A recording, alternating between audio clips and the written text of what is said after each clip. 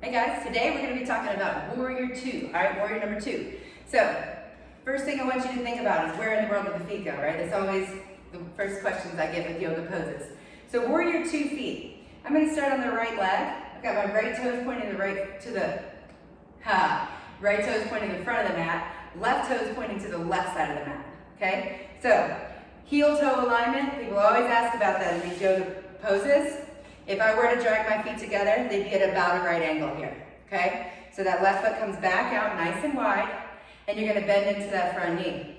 Now, if you bend into that front knee, and it goes way past your ankle, scooch your pose out, lengthen it out, okay? If you find that it's barely bent, but you're like, then shorten up your stance a little bit. You wanna be able to bend at a right angle and feel like you're in there, right? You don't wanna get too low, but you wanna feel like a nice stretch.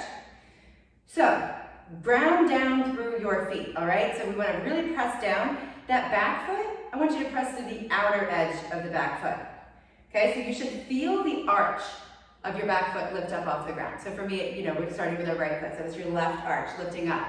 The front foot, your right one, ground down through that heel.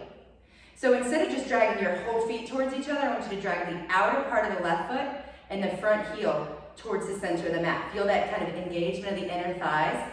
The femurs will actually tuck into the hip socket a little bit better. And from here, we can really open that torso up to the left. All right, before we focus on the upper body, I want you to glance down and see if you can see your right big toe. Number one problem I see in warrior two is that right knee hugging towards the center of the mat. Bring it to the outside of the mat. Okay, now that external rotation of that front leg, it actually comes from the right hip itself. So you can even take your hand, your right hand, under the right thigh and scoop the right leg out to the right, feeling that outer spiral of the right leg. All right, so right toes forward, left toes to the left, like the feet would be at a right angle if they were close together, but they're nice and far apart, looking at your big toe. Torso, open to the left here. Shoulders over the hips, arms extended out long. The very last piece of this puzzle is your gaze. Take your gaze out over your right hand. Now, as we turn our head, a lot of times that left shoulder kind of rolls forward. Keep the left shoulder back. In fact, think about tucking it into the back of the body. So that heart is really open to the left here. Lock your gaze in and take a breath in and out. Nice job. Come back to the center. Let's build the pose on the other side. So both toes pointing in, left toes are going to point out here. Bending into that left knee, we've got full vision of our left big toe, right? So that left hip is spiraling out. Left knee out to the left. Bottom back of the right foot. You're pressing the outer edge of the right foot into the mat so you can feel the arch of the right foot lift off the ground. Drag the left heel and the outer right foot towards the center of the mat.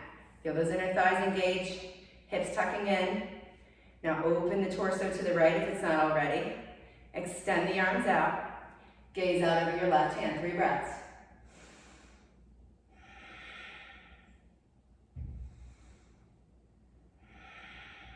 One more. Nice job, guys. Come back through center, turn those toes forward.